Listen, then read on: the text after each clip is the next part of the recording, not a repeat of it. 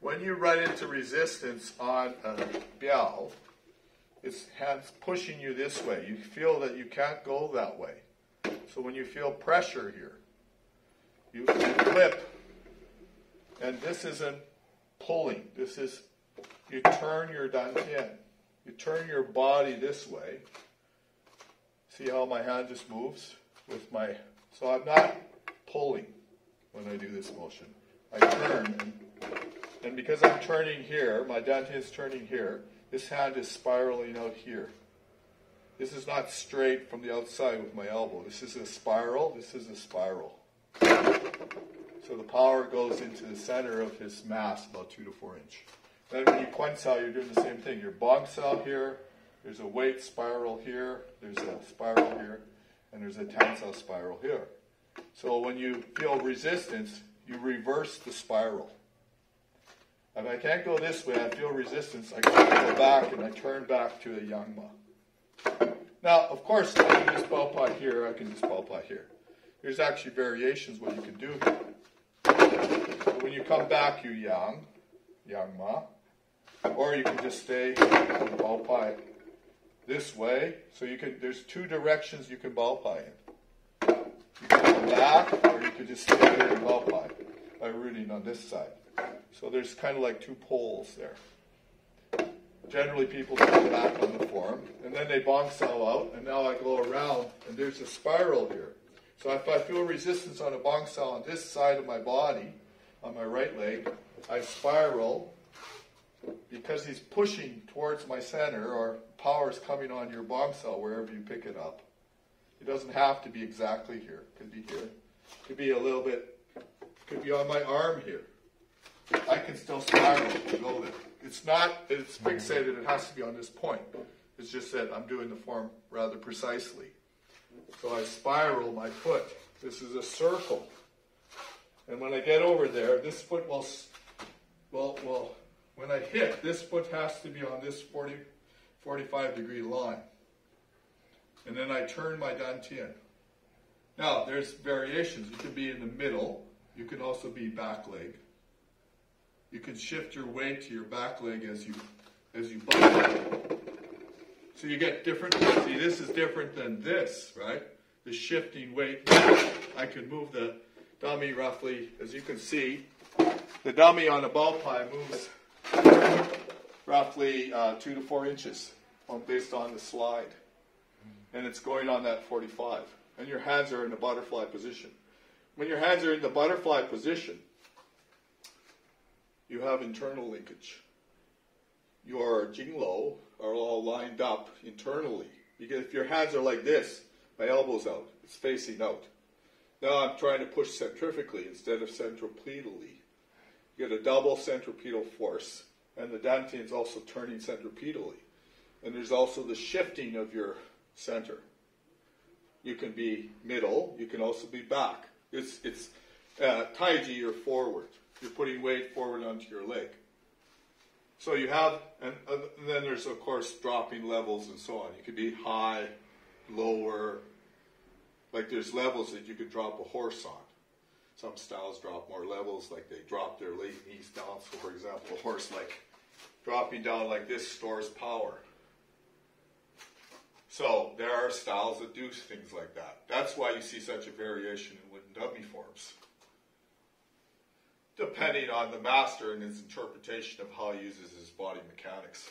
So literally here I go around, I do this Bao Pai here, a gun show, so this spiral here, I could be, a lot of people might say stay in the center, but because I'm on this weight, you keep the phone come over here. Come on this line, right? Now you push straight at me. See, if I'm in the center on a gun show, push.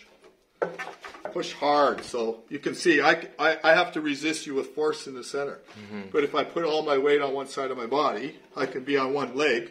You can see I'm on one leg. So basically a Dui Jia Ma, your weight's all on that one leg. Your hands aren't stretched out. You relax. Push. Right? I can store power if I got all my weight there. And I'm still going to come back and Bao Pai because I'm weighting correctly. The secret of the wooden dummy is to wait correctly and relax. Because these are motions. I'm not pushing force out to the dummy. I'm relaxing and letting the power come out of my body from my root. So this is a rooted position on my left leg. Balpai. Right? This is the motion. It's not me pushing power out to him. And they're all lotion. They're all spirals. The secret is to relax and let the energy come out of your center. From your center, from yin yang is like yin and yang. From the yin, you get the yang. From a center of quietude, relax, to be happy, shall we say.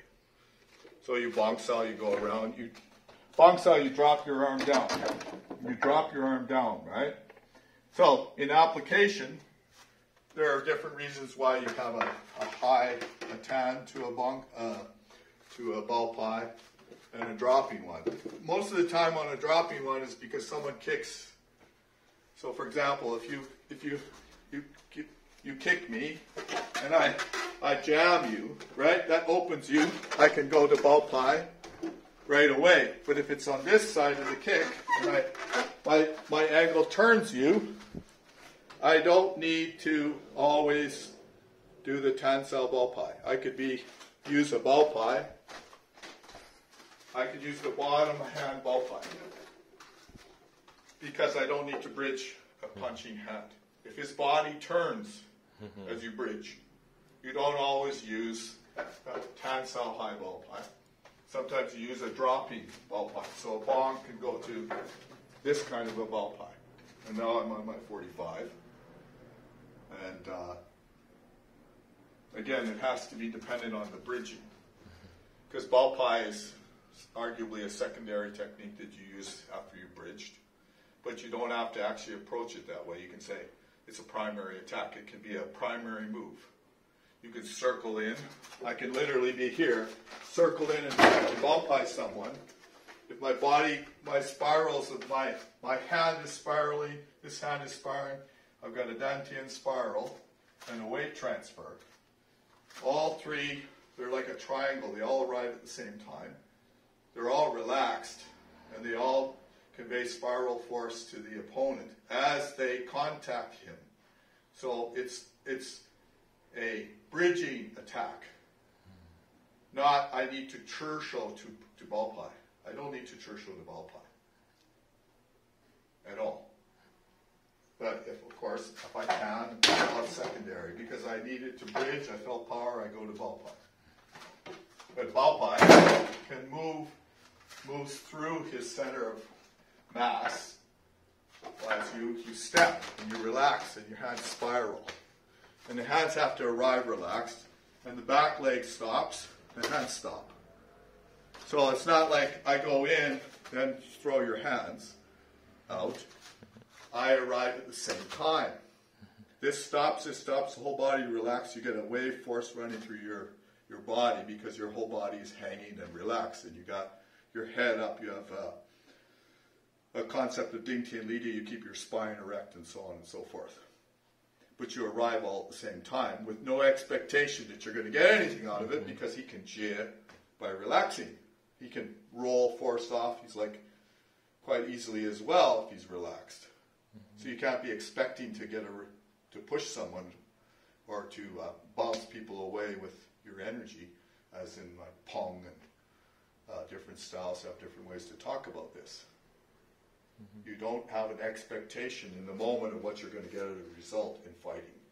I don't care what style it is, you can't be expecting that your technique will succeed. It can be completely correct. You can also do a completely correct counter. So if you like my video, please subscribe, and I hope you enjoyed this. Talk to you again.